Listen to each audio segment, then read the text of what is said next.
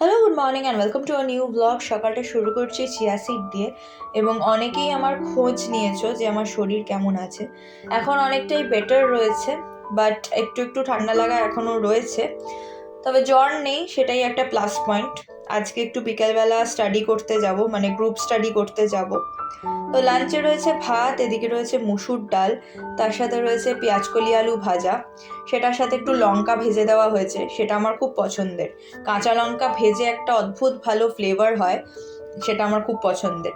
তার সাথে রয়েছে ঝাল ঝাল করে কাচকি মাছের চচ্চড়ি। তা এখন আমরা চলে এসেছি পড়াশুনো করতে, জানি না কি হবে 14 তারিখ, আমি তো খুবই নার্ভাস হয়ে রয়েছি। তো যেহেতু আজকে দুপুরবেলা মানে সকালবেলা আলুর দম বানানো হয়েছিল, তাই জন্য মাকে বললাম যে একটু লুচি করে দাও। তো মা আবার আলুর দমটা বানিয়েছে একে জিরে আদা বাটা দিয়ে, আমার আবার একটু কষা কষা আলুর দম পছন্দ। তার সাথে আবার হেলদি বানাতে গিয়ে আটা ময়দা মিশিয়ে লুচির ডোটা বানাতে বলেছে।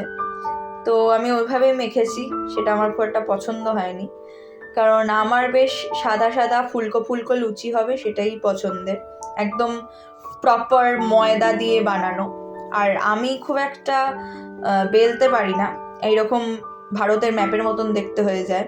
আর মা এখন আর পারে না, মায়ের এখন যেহেতু হাঁটু ব্যথা কোমর ব্যথা এসব চলতে থাকে, তাই জন্য মা এখন কোনো রকমে করে দিচ্ছে।